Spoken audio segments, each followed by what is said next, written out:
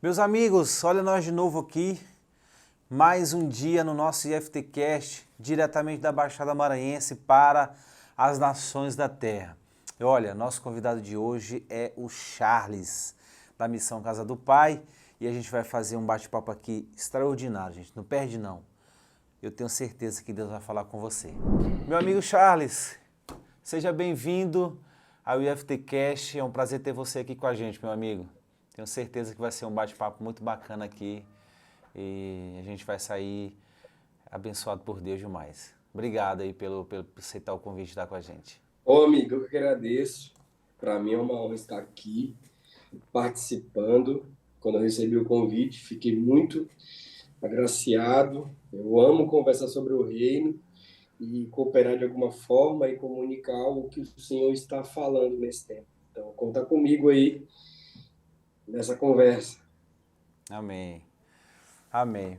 Meu amigo, antes da gente ir pro assunto, a gente conversar aqui, eu queria que você contasse um pouquinho sobre você, de onde você lugar que você mora, a igreja que você congrega. Amigo, então, eu sou aqui de São Luís do Maranhão, capital, numa ilha que fica bem isolada aqui no fim do Maranhão. A gente sempre fala que ninguém passa por São Luís. Ou você vem para cá ou você vem para cá. Não tem como passar por aqui. É uma ilha. é, Meu nome é Charles, né? Quando eu falei meu nome, Charles.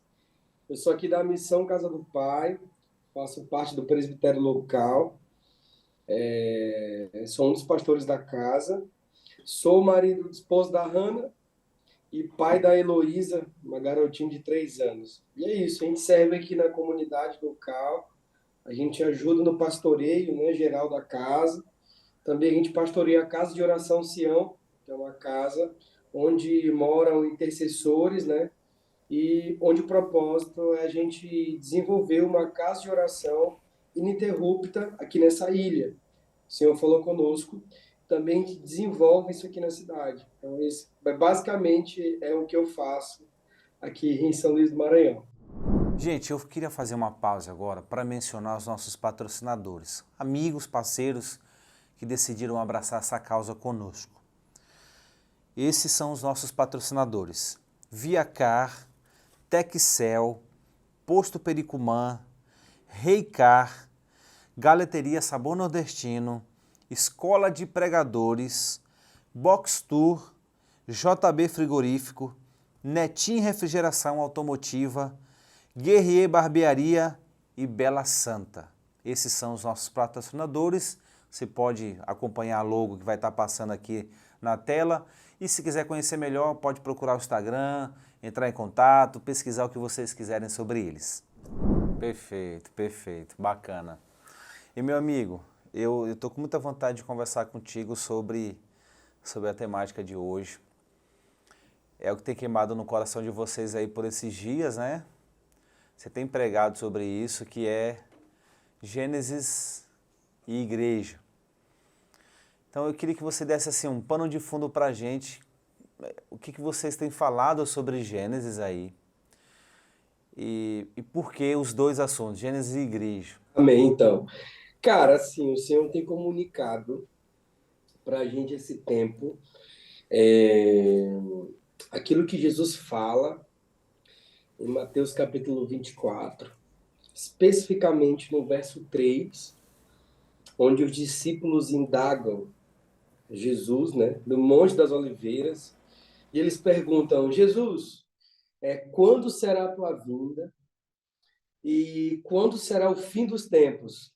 Mas esse texto é engraçado porque os discípulos mal sabiam que Jesus iria morrer, muito menos ressuscitar e muito menos voltar de novo. Esse verso 3 de Mateus 24, a gente precisa entender, Deus tem comunicado isso, né? Que a falta de compreensão da revelação, ela gera o movimento errado. Como assim? A igreja de Jesus, ela precisa compreender de maneira completa o evangelho para que ela se movimente. E por que eu estou dizendo isso? verso 3 de capítulo 24, no livro de Mateus, os discípulos indagam Jesus. E por que eles perguntam aqui? Então, a gente sabe que Mateus capítulo 24 está inserido no Evangelho do Reino, que não começa naquele capítulo especificamente.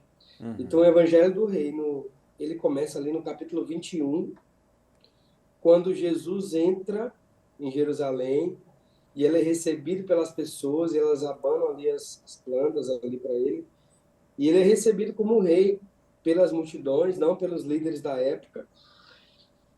E a pergunta que a gente sempre tem perguntado aqui, as pessoas sabiam o que estava acontecendo naquele dia que Jesus estava entrando em Jerusalém? Elas sabiam. Porque aquilo que estava acontecendo em Jerusalém é parte da profecia que foi dita ali no livro de Zacarias, capítulo 9, verso, acho que 9, que diz que exulte, ó filha de Sião, porque o teu rei vem montado em cima de uma jumentinha. E Jesus ali, ele cumpre a profecia, ele entra em Jerusalém, e os discípulos estão esperando o cumprimento do versículo 10 do capítulo 9. Porque o que vem logo depois é o quê? Depois que ele entra na cidade, ele está escrito lá que ele vai destruir os carros de guerra e os cavalos. Então, na mentalidade daquele povo, Jesus, depois que entrasse na cidade, iria para onde? Direto ao Império Romano, destruir o império que oprimia o povo de Deus naquela época. Entendi. Então, aquele império, que era um império que tinha um movimento que trazia o povo de Deus cativo. Então, na cabeça de Pedro, eles estavam montando uma gangue para tirar o povo de Israel do cativeiro. Concorda comigo? Então, o que acontece? Eles ligaram.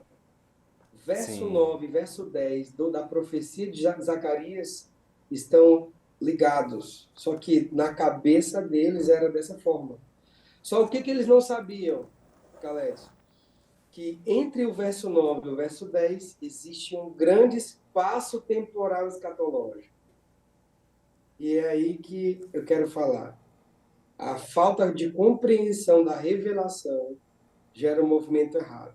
Por quê? E de repente, Jesus, ao invés de diretamente destruir os carros de guerra do Império Romano, ele entra onde? No templo. Então, estou te trazendo aqui o contexto de Mateus 24. Ele entra no templo e, de repente, ele faz o quê? Ele vira as mesas e Pedrão fica sem entender nada. Como assim? Não era para você destruir o Império Romano, está entrando dentro do templo, arrumando confusão. E Jesus faz o quê? A minha casa será chamada casa de oração. Vocês estão fazendo da minha casa um covil de salteadores, de enganadores, né? Então, o que estava acontecendo? Para melhor clareza, Jesus estava organizando o sacerdócio, que estava desorganizado e corrompido por uma mentalidade. E que mentalidade é essa? A mentalidade babilônica. Porque a mentalidade babilônica, ela se torna um cativeiro, além de ser um cativeiro físico, ela se torna também um cativeiro ideológico, de aprisionar as pessoas. E aquelas pessoas começaram a fazer do sacerdócio comércio. Então, quem que oprimiu os filhos de Deus no Antigo Testamento? Babilônia. Traz os príncipes e a favor de quê? Da cultura de um deus. Eles estavam cultuando quem no templo? Mamon. Perfeito, perfeito. E Jesus vem, quebra tudo, derruba as mesas e, de repente, ele sai daquele lugar, olha para o templo e fala assim, não ficará pedra sobre pedra. Eu vou derrubar isso aqui e vou refazer de novo. Não tinha como não Aí, ofender, né? aí acontece, Caled, verso 3 de capítulo 24. Por quê? Eles chegam no Monte das Oliveiras, Jesus senta e os discípulos sentam em volta. Aí eles perguntam, Senhor, imagina a cabeça dos discípulos. Eu estou aqui na minha cabeça tentando desenvolver um cenário. Mateus capítulo 21, 22, 23, até chegar no 24.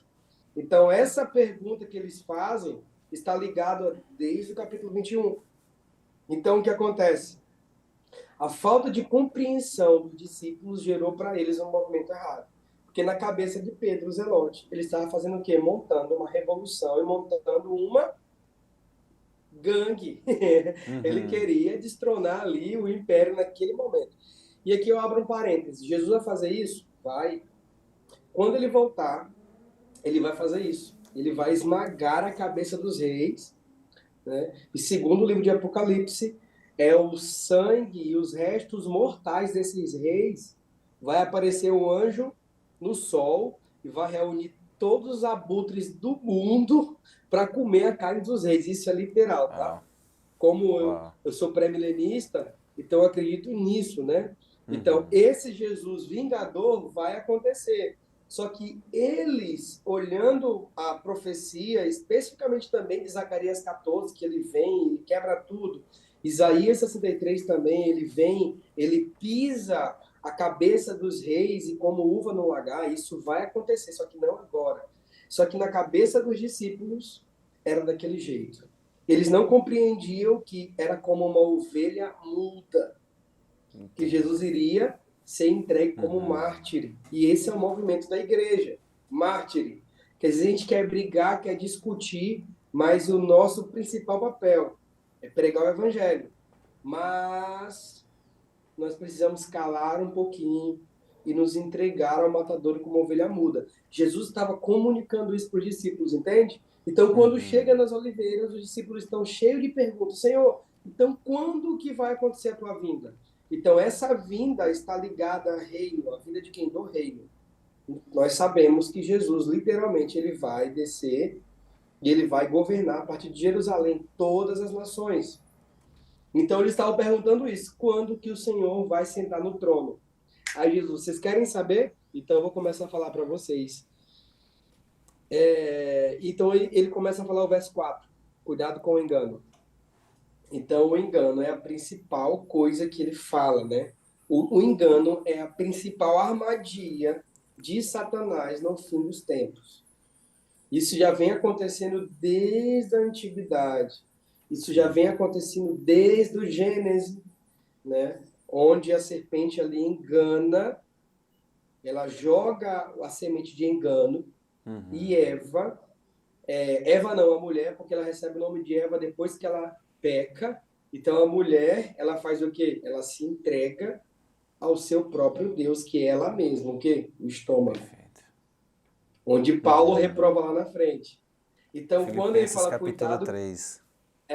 cuidado com o engano, a gente já pensa logo, tipo assim, claro, existem ideologias, né, que é a plataforma Babilônia, que vai preparar para o anticristo, já está acontecendo, tem uma agenda, escatologicamente falando. Mas,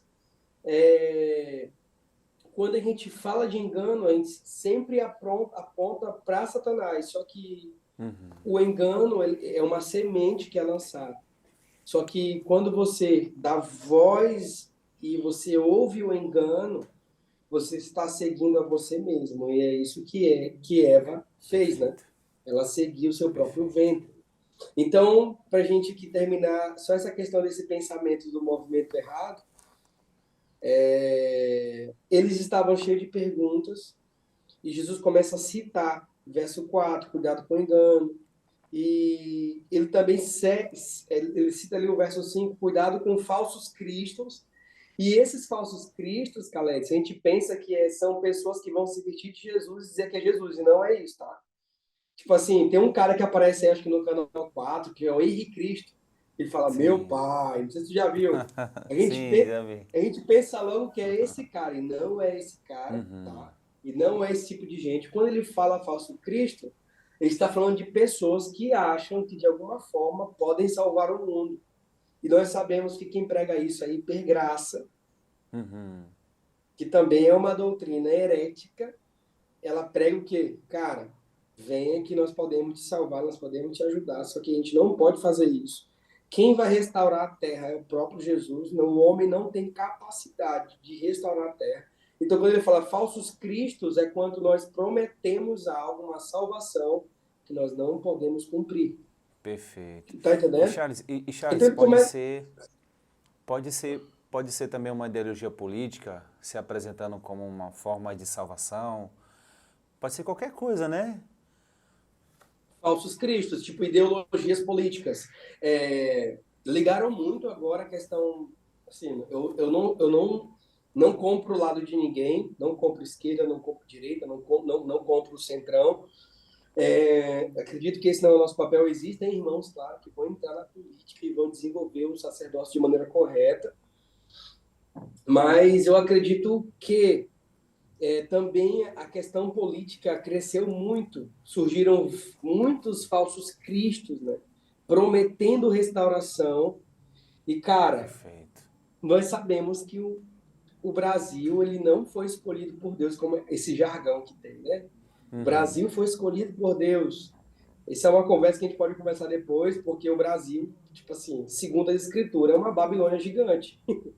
O Brasil, os Estados Unidos, né?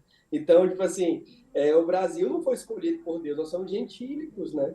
Nós somos enxertados na promessa, e a gente costuma falar Perfeito. coisas que não estão na Escritura.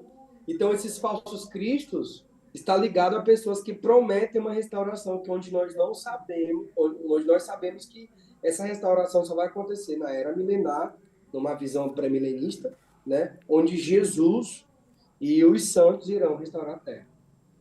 Perfeito, perfeito. E Charles, já deu para perceber aqui, quando Eva e o Adão e Eva lá, né, foram tentados, você não vê o diabo sugerindo para eles uma adoração para ele. Por exemplo, ele não diz assim, olha, me adorem a partir de hoje e esqueçam Deus, me adorem. Ele não diz isso. Na verdade, ele diz assim, olha, vocês podem ser Deus. Vocês podem assumir esse lugar de protagonistas da vida de vocês, né, do destino de vocês. E essa semente, cara, é a semente do homem caído, né? Então, Perfeito. então, quando Cristo vem na primeira vez, esperava-se que ele arrancasse o imperador romano, mas ele vira as mesas do templo, assim, destruindo esse estômago, né? Que Paulo fala em Filipenses capítulo 3, que os verdadeiros inimigos da cruz não estão do lado de fora, mas estão do lado de dentro, que estão preocupados com o seu próprio estômago, com sua própria vida, seus próprios O interesses, estômago é o né? próprio Deus. Perfeito, cara. Perfeito. Cara, eu tenho me debruçado um pouco em entender a questão, né, do, do orgulho humano. E Sim. muito interessante isso que tu falou. O primeiro pecado, idolatria. Porque ela idolatra a si mesma. Ela quer fazer o quê? Trazer prazer para si mesmo. Sim.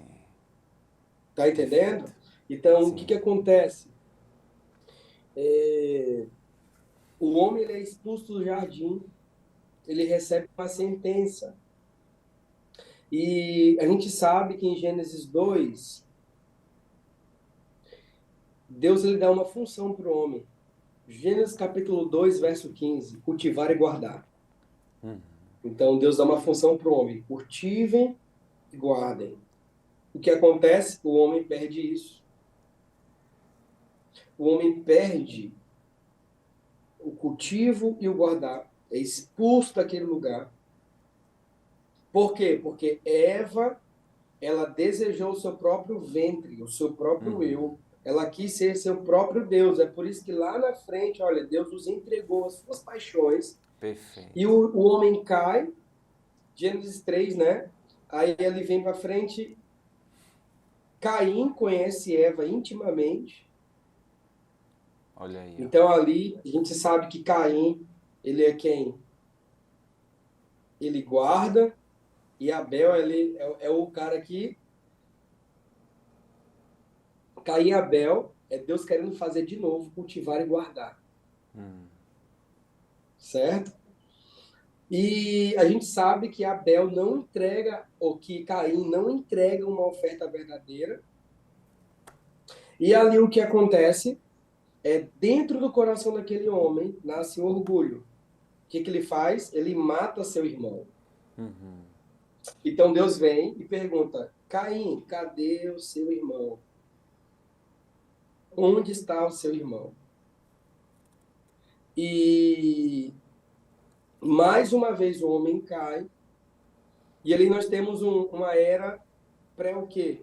Pré-dilúvio, né? A gente vê que nascem homens que começam a invocar o nome do Senhor. Enos, por exemplo, ele começa a invocar o Sim. nome do Senhor. E mais para frente, né, a gente tem os dias de Noé, que Jesus prediz, diz ali em Mateus capítulo 24. Vocês querem saber como vão ser esses dias? Mateus capítulo 24.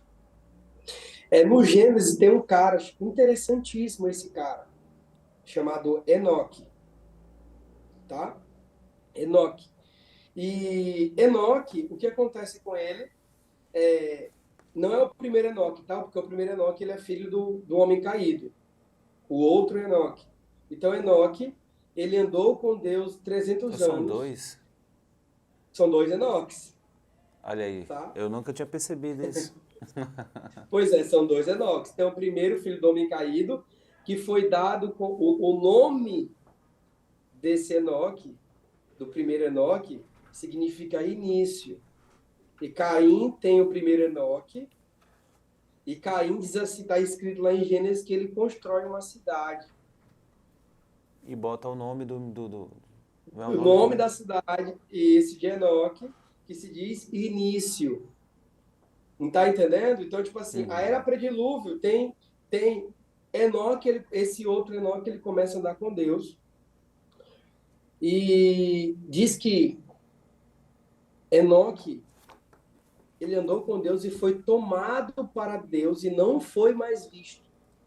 Alguns teólogos falam que Enoque é um tipo de igreja do fim, que será tomada na grande tribulação, né?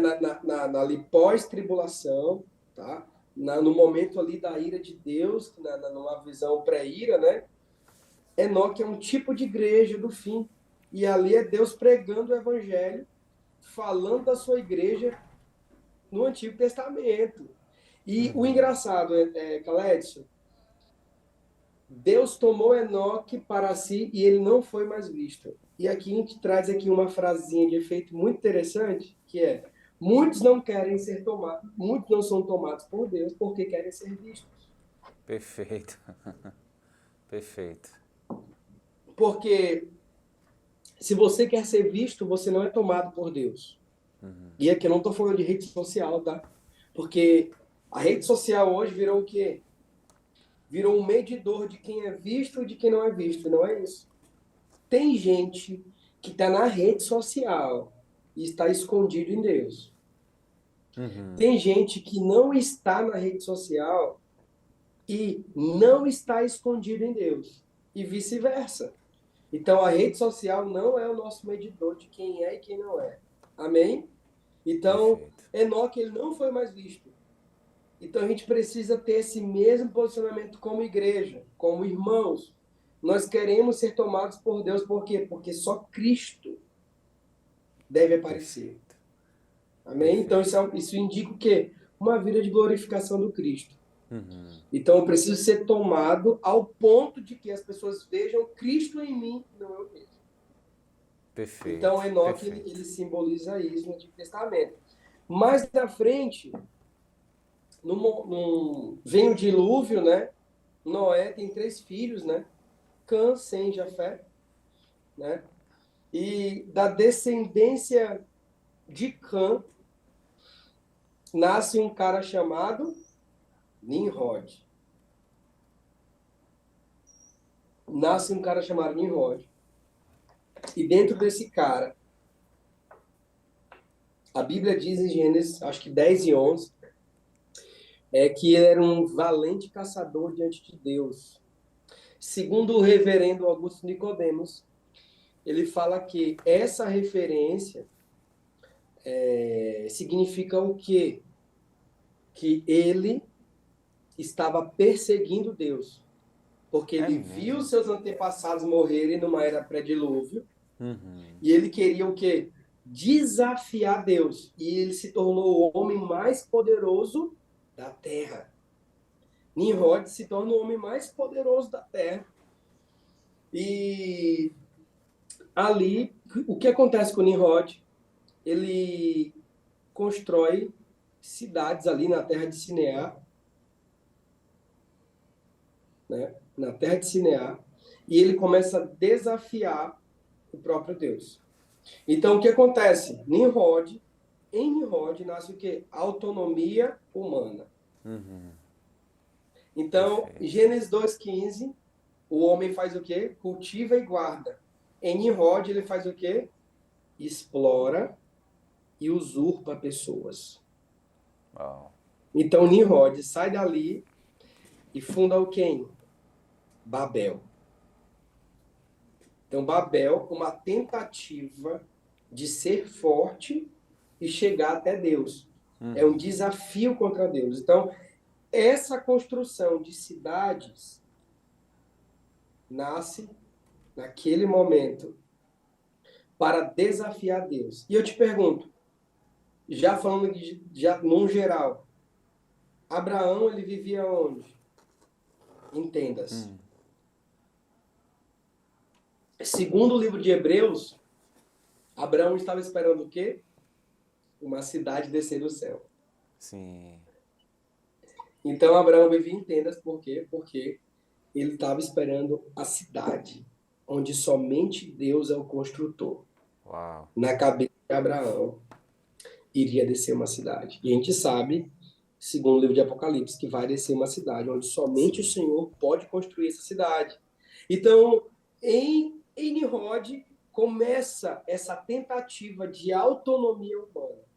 Para você perceber, nesses textos ali de verso capítulo 10 e 11, a Torre de Babel ela é feita com tijolos. Uhum. Isso fala de métodos. Só que em Atos 2, nas cartas, nos evangelhos, quando nós olhamos para o Novo Testamento, nós somos o quê? Pedras vivas. E o que é uma pedra viva? É uma pedra que é extraída da natureza. Uhum. Ela não tem forma e todas elas são Perfeito. diferentes e cada um tem Perfeito. um formato. O que isso quer dizer? Que as nossas individualidades, os nossos, o nosso eu coopera com o eu do próximo. E nós somos diferentes, mas nós convergimos em Cristo. A gente Perfeito. não precisa pensar do mesmo jeito, Uhum. mas a gente deve ir para o mesmo lugar e com o mesmo coração. Perfeito. O que acontece em Babel? Uma falsa unidade. Você está entendendo? Que eles estão juntos, mas ali é uma falsa unidade. E o que acontece com uma falsa unidade? Deus separa. Onde é que nascem as nações? Babel. O Brasil é fruto de Babel, Caledson. Estados Unidos, tudo isso é fruto de Babel. Então, a construção de cidades é uma afronta ao Deus vivo. Vou te trazer aqui algo prático para tu ficar meio escandalizado. As cidades é uma afronta contra Deus e seu ungido. São Luís, por exemplo, São Paulo, Rio de Janeiro, Fortaleza, Dubai, Nova York, Chicago. As cidades são uma afronta contra Deus vivo. Tá, não é. Se você olhar para a história, o que acontece com a história? O que aconteceu na construção de cidades, na tomada de cidades? Vou te dar um exemplo: independência ou morte. Sangue foi derramado. O que aconteceu com o primeiro cara que construiu uma cidade chamada Caim? ele derramou o sangue inocente do seu irmão. Então, a construção de cidades está ligada ao homem caído. O que aconteceu com o Brasil? Teve derramamento de sangue inocente. O que aconteceu com o Maranhão? Teve muito derramamento de sangue inocente. Muitos, se tu for aqui no Reviver Centro Histórico, você vê as casas que escravizavam pessoas. Exploração e usurpação.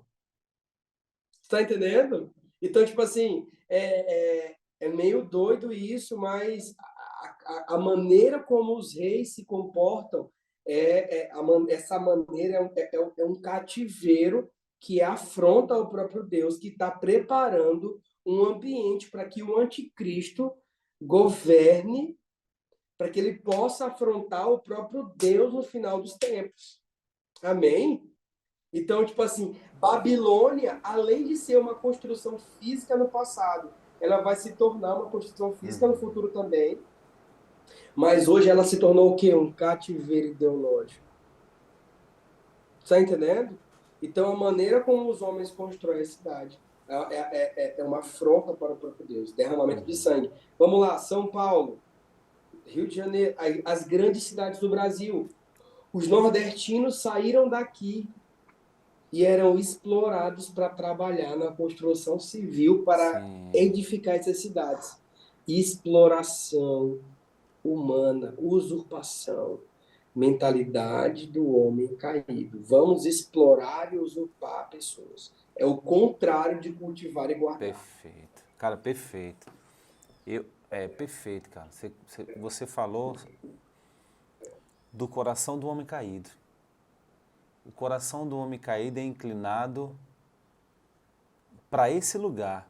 Por exemplo, a Torre de Babel é uma construção que aparentemente parece ser uma espiritualidade, né? Vamos tocar o céu, vamos chegar a Deus. Meu mas Deus, é uma falou o que eu ia falsa falar. espiritualidade, porque Uma no falsa fundo, era o nome do homem que estaria no topo, né? Tornamos o nosso nome célebre, tornamos o nosso nome conhecido. Eu gosto de uma expressão do Timothy Keller que ele diz assim, é um livro dele fantástico chamado Fé e Trabalho. Quando ele vai falar sobre o trabalho, e ele usa a figura da Torre de Babel, ele diz assim, desde os dias de Babel até os dias de hoje, em todas as gerações, em todas as épocas, nós sempre teremos homens construindo torres com a finalidade de colocar o seu nome no topo. Pode ser sua igreja, pode ser o seu negócio, pode ser o seu trabalho, pode ser a sua família. O homem sempre quer colocar o seu nome no topo. E aí é que o evangelho ofende, né, meu amigo? Porque o evangelho vai derrubar essa torre. Porque é uma torre construída pelo esforço humano, né? Pela dedicação humana para colocar o nosso nome no topo. Então, Deus não gosta dessa ideia, porque só revela o orgulho, a idolatria. Olha que bacana isso. A gente entrou numa discussão aqui esses dias que a gente tem falado também sobre a mesma ideia do que vocês estão falando. Se você pegar um ídolo e você abrir um ídolo, quem você vai encontrar dentro desse ídolo? Você. Se você pegar o ídolo do dinheiro, alguma coisa desse tipo, se você abrir esse ídolo, você vai encontrar você lá dentro. Porque, na verdade, o ídolo é só alguma coisa que a gente usa para benefício próprio. Então, escondido dentro do ídolo há o coração do homem caído. Então, o evangelho vem destruir isso, vem derrubar, por isso que ofende. Né? Acho que não tinha como os religiosos da época de Jesus não ficar ofendidos, porque esperava-se. Eu gostei muito disso que tu disse, derrubar as mesas do Império Romano, mas derrubou as mesas do templo. Então, o verdadeiro inimigo está do lado de cá. São pregadores que pregam para que o seu nome se torne famoso, se torne conhecido. Meu amigo. Cara, Jesus fala em Mateus 24 que os últimos dias eles não começaram, não vão começar ainda, mas começaram na encarnação de Cristo, segundo o livro de Hebreus, e ele fala que serão como o dia de Noé. E uma característica de Noé, ele fala assim, comiam, bebiam e davam-se em casamento. São coisas normais que estão ligadas a uma filosofia chamada hedonismo. Então, hedonismo é uma busca de prazer pessoal. Eu me preocupo somente com minhas coisas, não com o próximo. Você está entendendo? Então, o que nasceu dentro do coração de Nimrod? Hedonismo. Ele queria ser poderoso. E, como eu te falei, Babilônia é um cativeiro. Muitas igrejas hoje estão disfarçadas de Babilônia. Perfeito. É uma falsa noiva, onde, na verdade, é uma Babilônia. Perfeito. Como? Simples de você identificar. O governo é a partir de um homem, não tem uma pluralidade na liderança, certo? Um homem exaltado, quando você olha para aquele lugar, você vê um homem governando, e a partir desse homem, tudo acontece. Ele tem o controle de tudo na mão. Eu li um livro muito bom chamado Toph, né? Uma Igreja Saudável, acho que já leu esse livro, e fala muito disso. O que uma igreja tóxica está desenvolvendo? Um cativeiro chamado Babilônia. Ao invés de apresentar o evangelho, cultivar e guardar, estão fazendo o quê? Explorando e usurpando. Então, a gente tem muito cuidado, como igreja, para não desenvolver dentro de nós um sistema chamado Babilônia, que é um cativeiro mental. Cara, isso são mínimas coisas. A gente não percebe, né? Cara, eu preciso construir, eu preciso tocar os céus. A gente não tem que tocar os céus. Babilônia, os homens estão indo, são confundidos. Atos 2, Deus organiza. Fiquem unidos em Jerusalém e, de repente, veio como um som de um vento e derramou fogo em todas as nações. Então, ali é Deus organizando o que estava desorganizado desde que? Desde Babel, que fundou a Grande Babilônia. E em Atos 2 nasce a igreja. E quem é a igreja?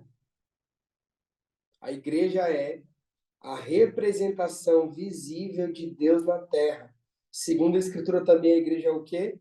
O baluarte da verdade, a coluna da verdade. Quem é a verdade? Jesus é a verdade. Quem é a igreja? O corpo do Cristo. Então, quando existe uma igreja que está está aprisionada por um sistema babilônico, ela não anda segundo o evangelho, ela não anda segundo a mente do Cristo. Quem governa é o próprio espírito do anticristo. Cara, e é possível grandes igrejas ou pequenas, não sei, megas igrejas ou pequenas igrejas, é possível sim estarem dando certo e mesmo assim Deus não está naquele lugar. Isso se encaixa em quê? De Mateus 24. Engano. Cuidado com o engano, porque o engano ele é a porta para tudo. O engano é a porta para apostasia, homossexualidade, orfandade. O engano é a porta para tudo. Então, o engano ele deturpa a ideia de igreja. Salmo capítulo 2, a gente tem 4 cenas, né? O salmista ele está agoniado, porque diz assim, que as nações estão tramando contra Deus e seu ungido, e essas nações elas têm um discurso, se libertem, quebrem suas algemas. E o engraçado é que verso 3, ele muda de cena, vai para o verso 4 e diz assim, só que Deus está onde? Está rindo. De repente, está tudo acontecendo na terra, mas Deus está no seu trono rindo. Então, assim, ele diz assim, eu vou aterrorizar as nações, dizendo. Então, quem é a voz de Deus na terra? É o povo? Não, é a igreja. Aquela frase que o pessoal fala, a voz do povo é a voz de Deus. Isso não é de Deus, isso aí é do anticristo. Isso não existe. A voz do povo não é a voz de Deus. Isso aí tem a ver com o iluminismo, outras coisas da história. A voz de Deus é a igreja na terra. Então, Salmo 2 ele fala: eu vou aterrorizar as nações, dizendo. Então, quem vai aterrorizar as nações? A igreja. Como? Dizendo o quê? Ele dá um homem e um lugar. Jesus e a Nova Jerusalém. Ele dá Jesus e a nação de Israel sentando no trono. Então, o que acontece? A igreja, ela vem trazer essa cultura, tá, celestial para o dia de Noé, onde tudo está deturpado. E a Bíblia também fala em Lucas 17, eu acho, que também não é só em dias de Noé. Dias de Ló também. Porque os dias de Ló, eles também caíram em muita promiscuidade. O hedonismo estava nítido. As pessoas estavam procurando prazer pessoal. Cara, tem uma situação que me choca, onde vem dois anjos, eles descem ali, Ló esconde os anjos em casa e os homens vêm para a porta de Ló e falam assim: cadê os homens que entraram aí? Nós queremos ter relações íntimas com ele. Cara, isso já acontece hoje. Então nós estamos vendo, assim, nós estamos à porta de verdade Sim, é, de uma de uma tribulação, do princípio das dores, né? Eu não acredito que nós estamos ainda, de fato, ali no princípio das dores, mas nós estamos vivendo contrações, né, daquilo que está acontecendo. E a igreja, ela vem ser a voz de Deus na terra, representando o próprio Deus na terra. A maneira como nós nos relacionamos, comunica ao mundo. Entendeu? perfeito. Perfeito, cara, perfeito. Gente, só mais essa pausa, eu preciso mencionar os nossos patrocinadores, nossos amigos que estão conosco, abraçando essa causa de pregar o evangelho para as nações.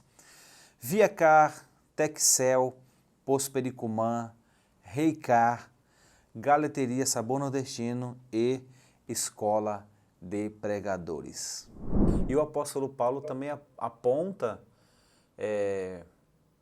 para o perfil das pessoas dos últimos dias, que serão pessoas egoístas, amantes de si mesma, elas irão procurar líderes para si, né? Que elas vão querer ouvir aquilo que esteja de acordo com o seu ventre. Então, Charles, a gente tem pregado aqui há 2 anos, todo domingo a gente tem pregado o Evangelho. Cara, eu digo isso porque a gente tem compartilhado aqui para a nossa igreja e onde a gente tem ministrado hoje, que depois que a gente começou a pregar o Evangelho, a gente percebeu um sistema babilônico aqui.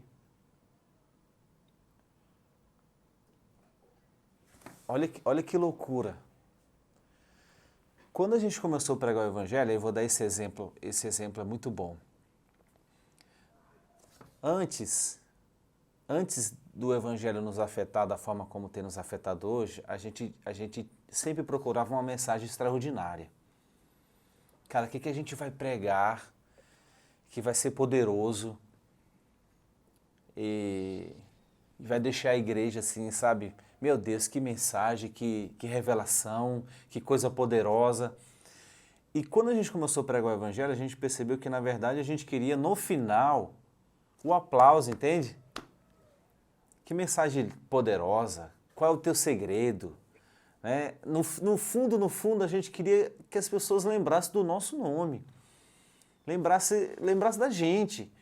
E o Evangelho começou a nos afetar de um jeito e nos ofender de um jeito que começou a nos matar. Então, o Evangelho começou a nos tirar como centro das pregações e começou a colocar o próprio Cristo. Então, no final, quando terminava, as pessoas já não vinham aplaudindo, né? Aquela coisa de, nossa, que mensagem extraordinária, mas as pessoas já estavam perguntando para nós como é que eu faço para ter esse Evangelho que vocês estão pregando. Então, veja que começou a substituir, nos tirou do centro, colocou Cristo. Só que começou também a fazer um movimento com a igreja. Tu conhece Pastor Ribinho é um homem de Deus. Filho de Deus, amo, amo demais o Rebite. Mas, cara, mas tinha muita gente que vinha aqui só para ouvir ele. Eu quero ir aí para ouvir Ribinha. Tinha gente que nem ia embora se não fosse ele que pregasse. Só que começou a acontecer? A gente começou a pregar o evangelho, e eu lembro direitinho, ele pregou uma mensagem, o evangelho, qual é a resposta do evangelho para a ansiedade? No final, não foi ninguém à frente, ninguém recebeu Jesus, nada. Quando terminou o culto, a gente foi lá para o pátio e uma pessoa disse assim: pastor, não entendo. Uma mensagem dessa, não foi ninguém lá na frente, mas eu tenho uma suspeita. Eu acho que Deus está tratando conosco, a igreja agora. Porque, para mostrar que não é você, pastor Ribinha, é Deus que faz. É. Então a gente percebeu esse movimento, Deus tirando isso. Cara, tem mensagens, hoje a gente olha para trás, a gente vê mensagens que a gente pregou, que a gente tem certeza que não foi Deus que deu aquela mensagem para nós. Foi uma mensagem que saiu do ego humano, desse estômago, entende? Saiu de nós, Sim, entende? Ou saiu do diabo ou saiu de nós, e que eu acho que é a mesma coisa. O homem caído, o diabo, tá tudo caído, assume esse lugar de Deus. A gente olha para a mensagem hoje que a gente tem vergonha de ter pregado. A gente tem vergonha que a gente não tem coragem mais de falar, de pregar num púlpito de uma igreja. Então, eu acho que a mensagem que Deus está trazendo de novo aos púlpitos da igreja é a mensagem do Evangelho, porque Deus quer derrubar um sistema, Ele quer virar as mesas novamente. Porque está muito visível, né, meu amigo? Se a gente olhar para os púlpitos hoje, o homem está no centro. Né? É o teu sucesso, os teus projetos e as tuas vontades, o que você quer realizar, tudo que você sonha você pode realizar, e isso tem muito mais a ver com o inferno do que com o céu. Toda essa sim, proposta de sucesso, de que você vai conseguir, de que você vai realizar, que é pregado no púlpito, é mais parecido com a proposta de Satanás na tentação de Jesus do que o próprio Deus, né, fazendo isso pra gente. Então acho que é um sistema e parece que isso cega as pessoas, deixa as pessoas cegas, elas não conseguem enxergar o quanto isso é maligno mesmo, o quanto isso rouba a glória de Deus, rouba o lugar de Deus. Aí eu vou passar para ti, mas olha isso. Tinha um filme, esse filme é um pouco antigo, mas era um filme cristão, não sei se tu já assistiu, fala sobre uma viagem no tempo, alguma coisa, viagem no tempo. É um grupo de teólogos, de senhores teólogos, eles desenvolvem teologia e um deles decide escrever um livro sobre moralidade, só que moralidade sem Jesus. Então essa coisa de formar uma pessoa, ser um bom cidadão, ser uma boa pessoa, mas sem Jesus. E um dos outros, um desse grupo aí, que também era um teólogo, disse para ele: olha, você não tem ideia do quanto isso é ruim, porque você está construindo uma ideia de um homem bom, de uma boa moralidade sem Cristo, e eu quero te dizer que o diabo não tem problema com isso. Inclusive, a boa moral sem Jesus pode ser um aliado do diabo. Porque é aquela coisa, né? Eu sou um bom cidadão, então não faço mal para ninguém, por que Deus me mandaria para o inferno? Entende? Então ele queria trazer essa ideia no filme de que a moralidade sem Jesus pode ser um bom aliado do diabo, de demais. Satanás. Entende? Então é um sistema, né, que a gente já vê mesmo desde o início, desde ali de a gente enxergar isso, até no próprio movimento de Adão e Eva, que quando eles vão se cobrir, é um movimento humano. Vou me apresentar diante de Deus, mas é o meu movimento, deixa eu esconder aqui a minha vergonha. A gente já vê ali também, né? Que doido isso, né, meu amigo? É É. só o evangelho para trazer esse discernimento correto, né? O evangelho, ele é o remédio para as nações. Perfeito. É o remédio que as nações precisam. Quando as nações são espalhadas ali, a Bíblia está chamando tudo isso de Babilônia, certo? Então, aquilo que leva o povo de Deus cativo, um tipo de entendimento que gera um padrão de comportamento. Então, se o meu entendimento é, através do meu esforço, eu me movimento, então, o que eu estou dizendo? Deus, eu posso fazer as minhas coisas.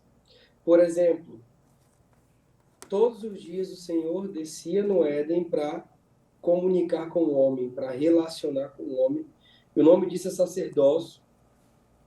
E o homem tinha relação com o Senhor, relacionamento, tá? E a partir desse relacionamento, o homem cultivava e guardava. O que eu estou dizendo? Eu olho para a face do Senhor, estou cultivando e guardando a terra. Esse é o original. O que nós vamos fazer? Olho para a face do Senhor e cultivo a terra. O homem caído rompe isso. Assim, ó, o que o homem caído está comunicando? Eu não preciso olhar para a face do Senhor. Eu sei fazer as minhas próprias coisas. Perfeito. Autonomia humana, eu consigo, eu posso, eu não preciso me relacionar. Eu ouvi um irmão dizendo assim, cara, tá tudo certo com a minha vida, eu sou um bom crente, um bom esposo, um bom funcionário, tá tudo certo com a minha vida, eu não preciso fazer mais nada, porque eu estou todo estruturado, amém. Eu falei assim para ele, assinado Satanás, tá falando isso aí na tua boca, né, querido? Porque nós carecemos da graça e da glória de Deus todos os dias. Então, o homem caído, o pecado quebra essa relação, e o novo Adão vem fazer o quê? Trazer de volta essa relação que nós temos com o Senhor, de olhar para a face do Deus e viver aqui na terra. Cara, e como, tipo assim, a gente falou tanto dessa estrutura e como é que a gente quebra o hedonismo, como é que a gente quebra a Babilônia? Jesus fez isso na cruz. Ele nos ensinou isso. Qual foi o movimento de Jesus? O movimento de Jesus foi ali predito ali em Gênesis capítulo 3, verso 15, que é chamado de proto-evangelho. Que o descendente da mulher iria esmagar a cabeça da serpente e isso ia ferir o seu calcanhar. Jesus fez um movimento que feriu o seu corpo. Então, isso está ligado a quê? Sacrifício. Jesus se sacrificou para quê? Para trazer de volta esse relacionamento, esse caminho à face de Deus. Então, Paulo entrega uma chave que eu tenho aprendido muito. Então, Paulo entrega uma chave no livro de Romanos, capítulo 12, verso 1.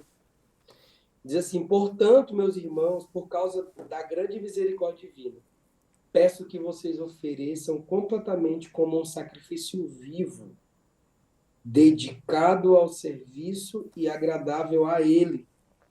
Esta é a verdadeira adoração que vocês devem oferecer a Deus. Só que esse verso 1, Calédio, existe uma entonação.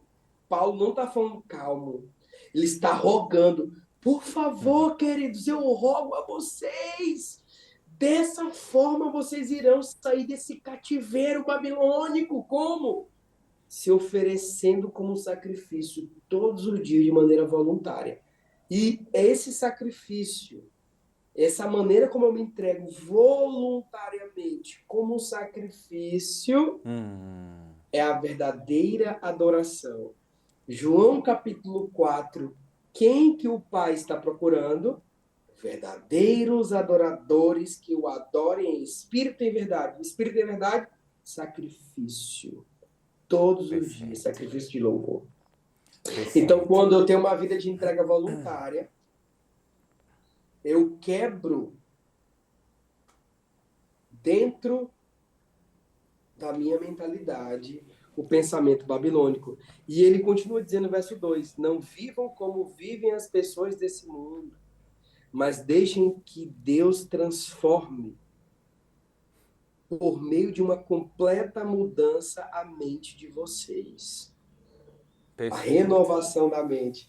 O que é a renovação da mente? Uma entrega voluntária todos os dias. Renovação é algo que já tem, mas você vai renovar, você vai dar um upgrade todos os dias. Eu Uhum. preciso renovar a minha mente. Por quê? Porque eu preciso conhecer a vontade de Deus, que é boa, perfeita e agradável.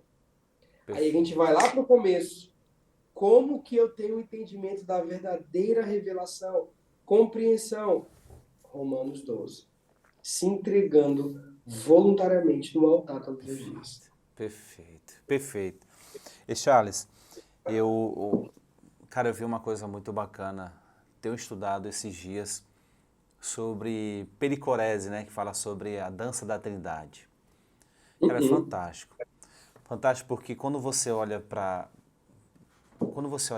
essa dança perfeita entre Pai, Filho e uhum. Espírito Santo, essa vida em comunidade, e aí você se pergunta por qual motivo Deus decidiu nos criar, se eles já estavam perfeitamente nessa harmonia, nessa comunidade de amor, plenamente no amor, na alegria, nessa paz. Eles transbordam isso, eles decidem então nos criar e transbordar esse amor, derramar esse amor sobre nós, porque assim, eles não estavam carentes, não estavam Não, precisando da gente, lhe né? sobrava amor. Lhe sobrava amor, cara, transborda. E peraí, onde, vamos criar alguma coisa aqui onde a gente vai Isso. transbordar desse amor.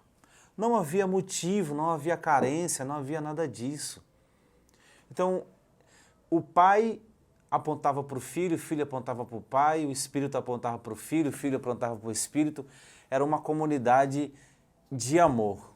Agora, se existisse só um, se existisse só o pai, por exemplo, na verdade só Deus, né? Para ele ser pai, pressupõe que ele tem um filho.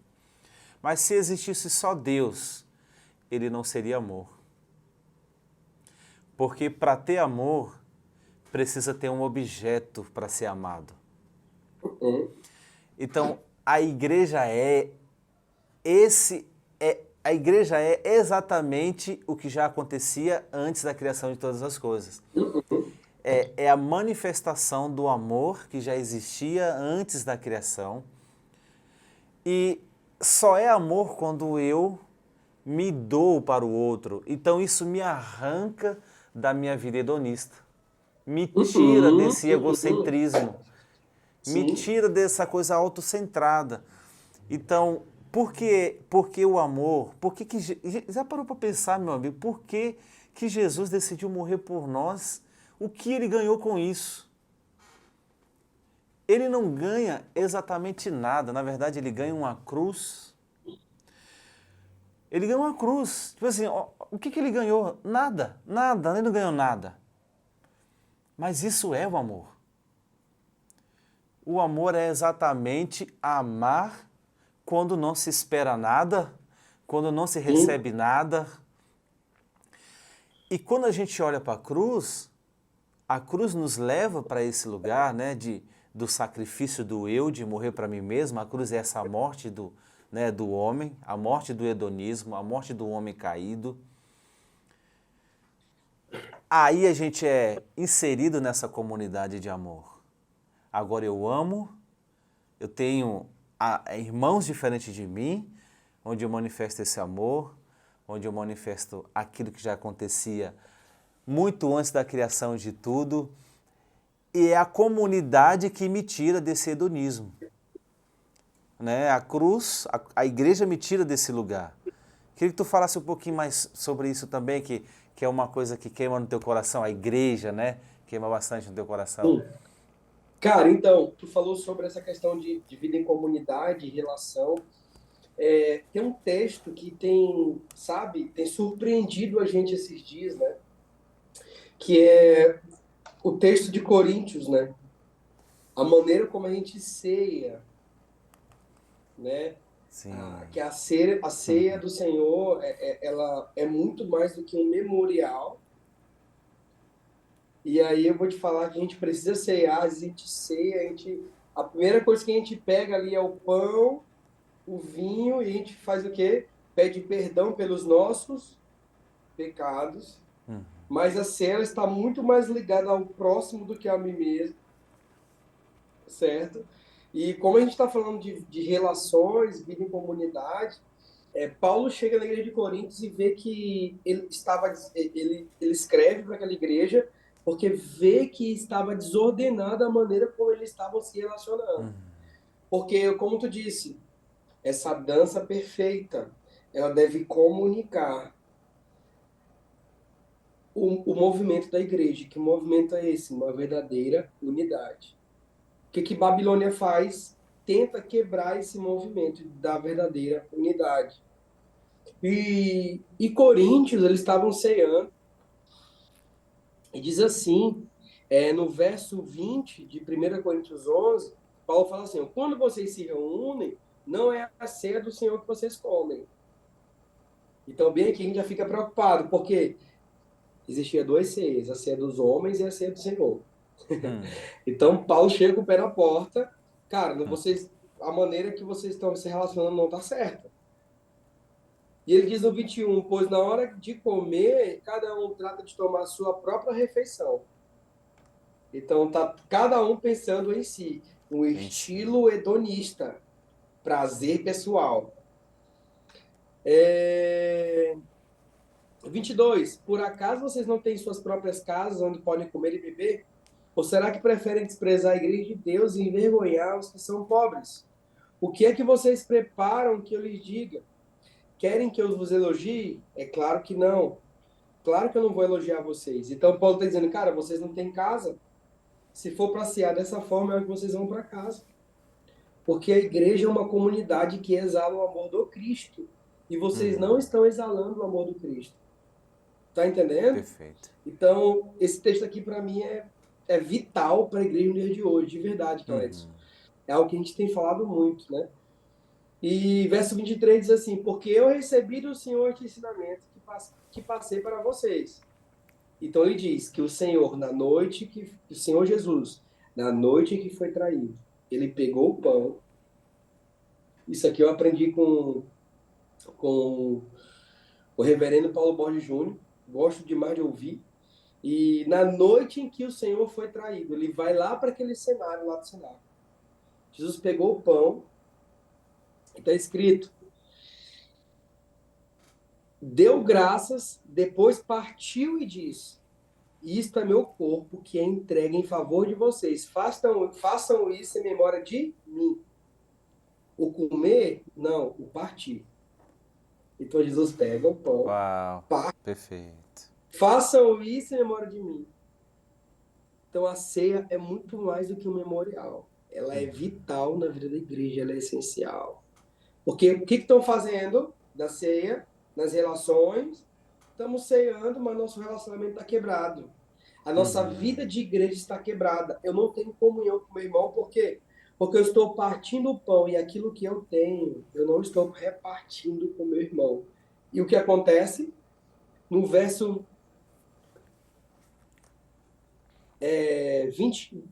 25 diz assim, assim também, depois do jantar, ele pegou o cálice e disse, este cálice é a nova aliança feita por Deus com o seu povo, aliança que é garantida pelo meu sangue. Cada vez que vocês beberem desse cálice, façam isso em memória de mim. O cálice.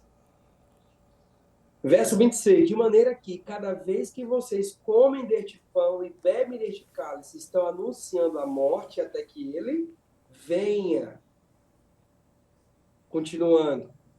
27. Por isso, aquele que comer do pão do Senhor ou beber do seu cálice de modo que ofenda a honra do Senhor, estará pecando contra o corpo e o sangue do Senhor. O que ele está dizendo? Se você come de maneira indigna, e o que é o comer de maneira indigna? Você não está partindo daquilo que você tem.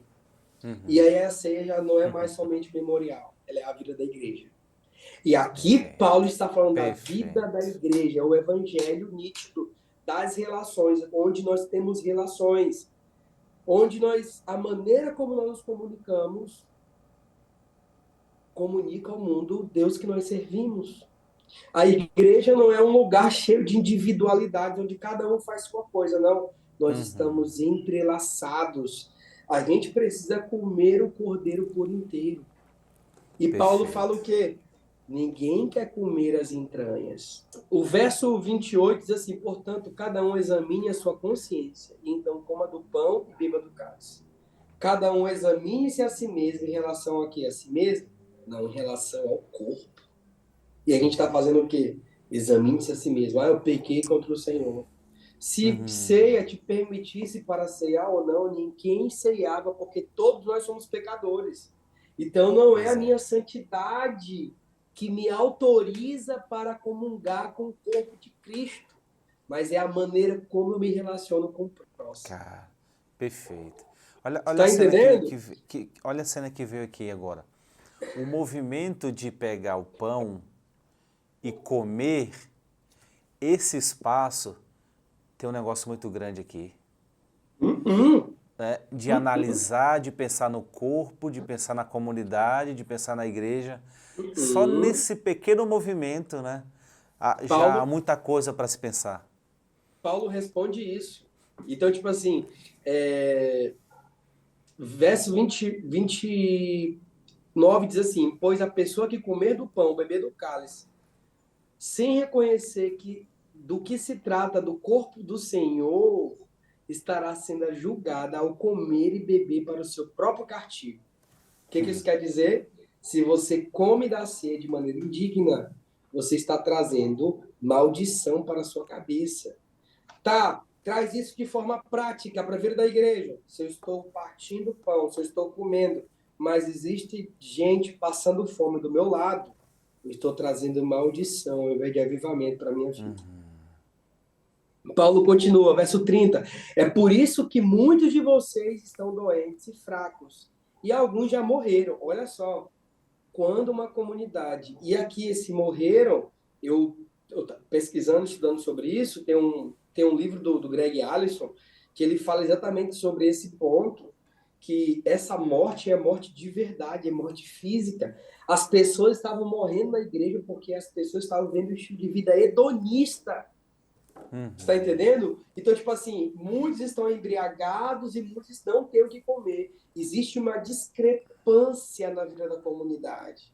Está entendendo? Então, Perfeito. as pessoas não se importam mais umas com as outras, mas estão ceando, achando que o pão é aquela paradinha que coloca lá Uhum. e faz uma postagem no Instagram, é a Santa Ceia do Senhor. E Oh, meu ali está Deus. tomando aquilo ali, o Senhor está perdoando. Ah, eu estou renovado dos meus pecados. Não é isso, não tem nada a ver com isso. A ceia, ela é memorial. Ela é memorial. Ela relembra a morte do Senhor até que ele venha. Mas ela também tem a ver com o próximo. Para eu finalizar aqui esse texto, ele diz assim no 30, é por isso que muitos estão doentes e muitos estão fracos e dormem. Então, por isso que o movimento errado, a falta de compreensão da escritura gera na vida da igreja um movimento errado. Então, a vida da igreja, a ceia comunica-se de fato. Nós estamos vivendo como igreja. Pegou Jesus o pão e partiu. Façam isso em memória de mim. E, então, não é somente aquele momento exato do memorial, mas é partir a vida. Está entendendo? Jesus, ele tem o corpo, são vários membros. Então nós precisamos o quê? Olhar também para o corpo de Cristo. Por isso que ele diz: sirvam uns aos outros, amem uns aos outros. Quem faz isso de maneira errada é a Babilônia, é o estilo de vida hedonista. Mas a igreja não. A igreja é uma nova família que Deus está estabelecendo na terra, onde o povo de Israel vai olhar para a igreja e vai sentir ciúmes, e onde o mundo vai olhar para a igreja, que povo é esse? A maneira como eles vivem choca a gente. Parte tudo. Só para te contar aqui uma história, para finalizar isso aqui, um amigo meu, ele foi atraído pela maneira como nós vivíamos. Tinha uma situação aqui que o irmão estava passando por uma dificuldade de uma cirurgia, e a igreja toda que se uniu e pagou a cirurgia do irmão. Todo mundo se uniu, cada um deu 150, incrível, aquele tanto de moedinha deu um dinheiro completo da cirurgia, e o irmão foi atraído por isso, e conheceu Jesus pelo movimento da igreja. A igreja pregou o evangelho com o próprio relacionamento, sem falar nada, através da maneira como a igreja se movimentou. Aquele irmão olhou, olha, eu quero servir esse Deus, o Deus desses caras aí. Perfeito, perfeito. Cara, perfeito. Meu amigo, eu passaria aqui horas conversando contigo sobre isso. E Eu falei até 20 acho que a minutos, eu gente, falei 20% daquilo que eu devo falar. até acho que a gente deveria gravar outro sobre essa ideia do hedonismo, né, da igreja como uma comunidade. E foi muito bom, cara. Obrigado. Quero Ô, cara, agradecer mesmo pelo tempo que a gente teve aqui. Não sei quantas pessoas vão assistir esse podcast, mas as que assistirem, tenho certeza, ou elas vão amar Deus, ou elas vão odiar Deus. amém, é isso aí, é desse jeito. É uma coisa ou outra. Eu vou estar Tá na, bom, meu amigo? eu vou estar na convocação do Maranhão. Eu vou estar. Pronto, perfeito. A gente então grava um aqui é, presencial, né? Grava um Legal. presencial. Então fechou, amigo. Olha, obrigado. Amigo, Deus continue foi um abençoando prazer. vocês, família, igreja local, tudo onde vocês estão colocando a mão de vocês aí. Obrigado mais uma vez. Amém, meu Obrigado amigo. Eu mesmo. agradeço, é uma honra. Quando precisar, só me chama.